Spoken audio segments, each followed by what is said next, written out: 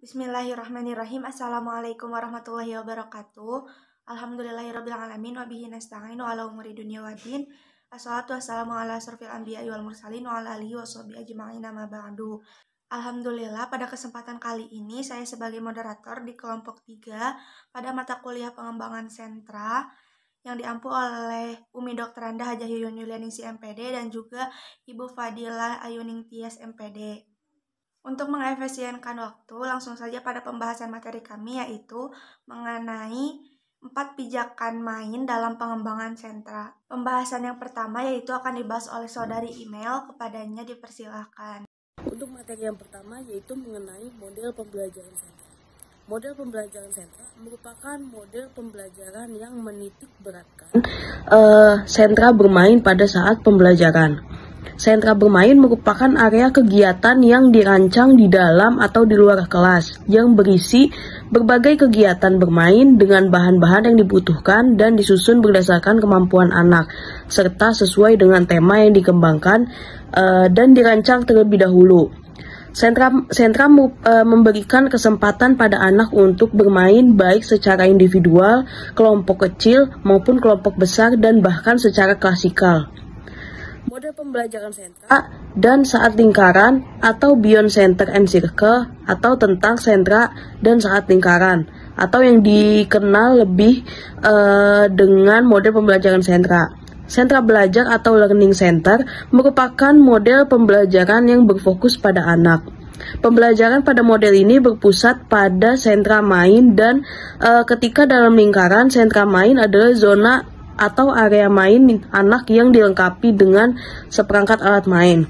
Jadi, sentra bermain merupakan kegiatan yang dirancang di dalam atau di luar kelas yang berisi dengan berbagai kegiatan bermain dengan bahan yang dibutuhkan dan disusun berdasarkan kemampuan dan kelompok usia. Terima kasih kepada saudari email. Selanjutnya pembahasan yang kedua akan dibahas oleh saudari Dewi Kania. Kepadanya dipersilahkan. Terima kasih sebelumnya kepada moderator. Untuk pembahasan yang kedua yaitu pijakan lingkungan main. Pijakan lingkungan main itu adalah penataan alat-alat main yang digunakan sesuai dengan rencana pelaksanaan pembelajaran harian atau RPPH. Seperti yang teman-teman tahu gitu ya, kita sebelum melaksanakan suatu pembelajaran kepada anak, terlebih dahulu kita harus membuat RPPH kan. Nah, RPPH ini kita buat sebagai pijakan lingkungan main. Jadi acuannya itu ke RPPH ini. Guru menata lingkungan main dengan aktivitas yang akan dilakukan pada hari tersebut. Penataan lingkungan ini dilakukan sedemikian rupa agar anak terkesan dan tertarik untuk melaksanakan kegiatan main pada hari itu. Nah, sebelum kita bahas lebih jauh mengenai pijakan pada materi kali ini, kita perlu mengetahui dulu apa arti dari pijakan itu sendiri. Nah, pijakan atau dalam bahasa Inggris itu disebut scaffolding, sangat penting untuk membuat kegiatan bermain menjadi lebih bermakna, kemudian dapat bernilai lebih, dan anak dapat belajar melalui permainan-permainan itu.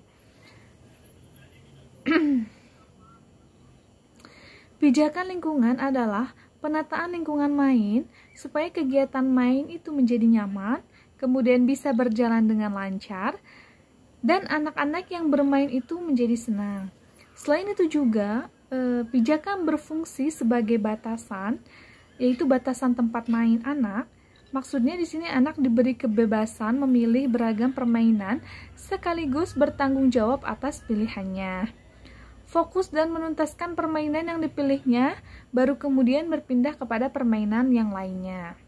Nah, dalam pijakan lingkungan main ini, tentu ada beberapa hal yang perlu diperhatikan oleh guru ya tentunya, yaitu yang pertama di sini, sebelum anak-anak datang ke sentra-sentra, guru atau pendidik telah menata lingkungan main dan dengan menyiapkan sejumlah tempat main. Jadi sudah sangat jelas ya. Jadi sebelum anak-anak main atau sebelum anak-anak datang ke sentra tersebut, kita sebagai seorang guru sudah mempersiapkan segala sesuatunya dengan matang gitu ya, dengan sudah siap pokoknya. Nah, kemudian yang kedua, usahakan paling tidak ada 3 tempat main anak agar anak bebas memilih permainan. Nah, ini udah jelas banget ya. Jadi kita sebagai guru harus menyiapkan 3 tempat bermain untuk anak. Kemudian yang ketiga, guru perlu menyediakan waktu yang cukup agar anak-anak dapat memilih dan menikmati ketiga jenis pengalaman-pengalaman main. Ada main sensori motorik, ada main peran, dan main pembangunan. Paling sedikit 1 jam bagi anak untuk bermain. Jadi usahakan kita jangan pelit dengan waktu untuk anak-anak, karena anak-anak harus bermain dengan puas tentunya, karena dalam bermain ini anak-anak itu secara tidak langsung sedang belajar gitu ya. Mungkin hanya itu pembahasan materi mengenai pijakan lingkungan main. Selanjutnya saya kembalikan kepada moderator. Terima kasih. Pembahasan selanjutnya akan dibahas oleh saudari Asfi. Kepadanya dipersilakan. Baik, di sini saya akan menjelaskan mengenai pijakan awal main. Pengertian pijakan sebelum main adalah penjelasan yang berisi hal-hal apa saja mengenai tema yang sedang dibahas, ragam main, dan aturan selama bermain. Standar operasional prosedur pembelajaran PAUD didefinisikan sebagai langkah-langkah untuk menjalankan pembelajaran PAUD dalam mencapai semua kompetensi inti seperti sikap spiritual, sikap sosial, pengetahuan, dan keterampilan, dan juga standar tingkat pencapaian perkembangan anak. SOP PAUD menjadi sistem yang memberikan pedoman kerja, kapan, di mana, oleh siapa, dan cara bagaimana pembelajaran dijalankan, terutama dalam mengatur program pembelajaran yang bersifat rutin dan habituasi. Kegiatan rutin dan terus berulang dilakukan guru biasanya kegiatan pembiasaan dan keteladanan dalam mencapai sikap spiritual dan sikap sosial. SOP pembelajaran PAUD terutama ditujukan untuk mewujudkan pencapaian kompetensi yang terkait dengan kompetensi sikap spiritual dan sikap sosial. SOP memandu pembelajaran dari mulai dari awal pembelajaran hingga akhir pembelajaran, sehingga proses pembelajaran yang dilaksanakan oleh guru dari awal hingga akhir dapat dijalankan secara runtun, teratur, dan produktif. Penyusunan jadwal harian dan standar operasional prosedur penting dilakukan untuk membangun layanan PAUD yang lebih berkualitas, terstruktur, dan transparan. Terlebih lagi, program PAUD lebih menekankan pada pengembangan sikap, maka pembiasaan yang dilakukan dengan konsisten menjadi suatu keharusan. Oleh karena itu, penting di setiap satuan PAUD harus memiliki jadwal harian dan standar operasional prosedur dan menerapkannya di satuan masing-masing. Jika semua pihak dapat berpartisipasi dengan optimal, maka diyakini bahwa penerapan kurikulum 2013 PAUD di setiap satuan pendidikan PAUD akan memberi dampak yang positif terhadap pertumbuhan dan perkembangan anak yang dititipkan di satuan pendidikan PAUD yang bersangkutan.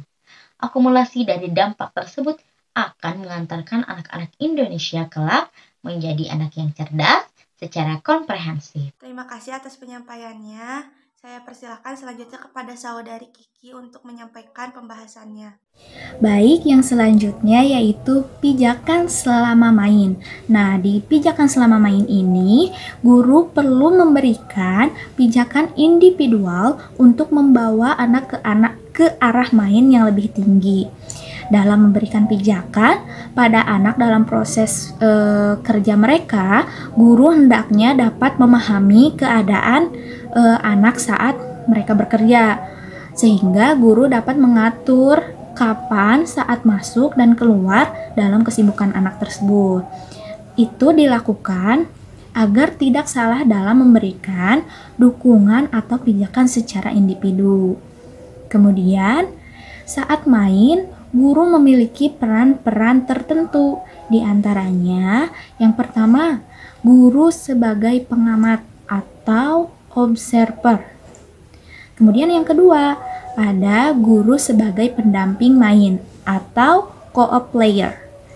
Yang ketiga, guru sebagai penilai atau disebut juga evaluator. Nah, adapun pijakan selama anak bermain di antaranya, yang pertama, memberi contoh cara main pada anak yang belum bisa menggunakan bahan atau alat. Kemudian yang kedua, memberikan dukungan berupa pernyataan positif tentang pekerjaan yang dilakukan oleh anak. Kemudian, memancing dengan pertanyaan terbuka untuk memperluas cara main anak. Nah, yang dimaksud dengan pertanyaan terbuka itu, pertanyaan yang tidak cukup hanya dijawab oleh anak itu dengan kata ya atau tidak saja, tetapi banyak kemungkinan jawaban yang dapat diberikan oleh anak atau diutarakan oleh anak. Selanjutnya, memberikan bantuan pada anak yang membutuhkan bantuan dari gurunya. Terus yang kelima, mendorong anak untuk mencoba dengan cara lain sehingga anak memiliki pengalaman main yang kaya atau pengalaman main yang luas. Jadi guru harus mendorong anak untuk mencoba dengan cara lain agar anak itu memiliki pengalaman main yang lebih luas lagi. Kemudian yang keenam, mencatat yang dilakukan oleh anak. Seperti jenis mainnya, tahap perkembangannya, kemudian tahap sosial. Kemudian yang ketujuh, mengumpulkan hasil kerja anak. Nah, di sini guru jangan lupa untuk mencatat nama, tanggal di lembar kerja anak. Kemudian yang terakhir, bila waktu tinggal 5 menit lagi, pendidik hendaknya memberitahukan pada anak untuk bersiap-siap menyelesaikan semua kegiatannya. Baik, terima kasih. Sekian materi dari saya. Terima kasih. Pembahasan yang terakhir akan dibahas oleh saudari Apipa. Kepadanya dipersilahkan. Baik, terima kasih kepada moderator. Materi selanjutnya yaitu mengenai pijakan setelah bermain. Pijakan setelah bermain ini merupakan rangkaian terakhir dari pijakan-pijakan yang dilakukan oleh guru dan melakukan pengajaran di PAUD. Nah, adapun kegiatan yang dilakukan dalam kegiatan setelah bermain ini yaitu menggali pengalaman anak tentang kegiatan yang telah dilaksanakan. Adapun kegiatan yang dilakukan dalam kegiatan pijakan setelah bermain ini yaitu diantaranya, yang pertama yaitu membereskan alat main dan menyimpannya kembali ke tempatnya.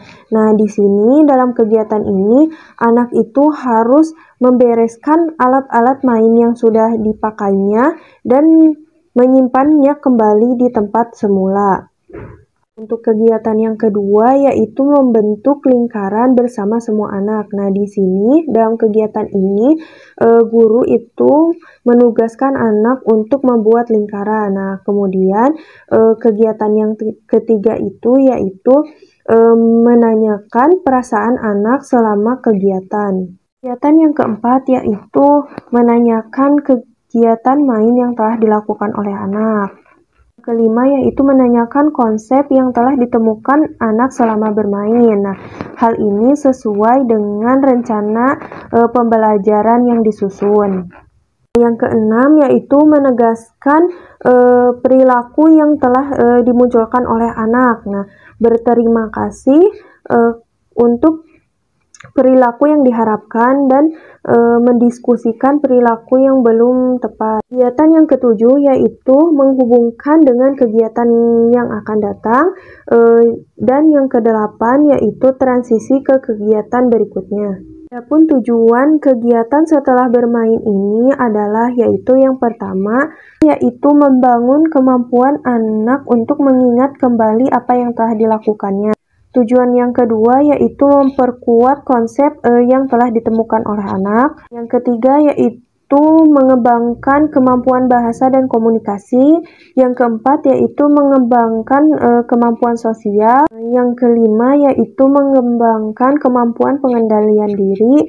Tujuan yang keenam yaitu mengembangkan kemampuan matematika dengan mengklasifikasikan alat dan bahan main sesuai dengan bentuk dan jenis serta kegunaannya. Tujuan yang terakhir yaitu mengembangkan sikap tanggung jawab dan disiplin.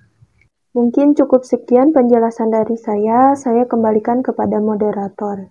Alhamdulillah semua pembahasan telah disampaikan. Mohon maaf apabila masih banyak kekurangan. Terima kasih atas perhatiannya. Wassalamualaikum warahmatullahi wabarakatuh.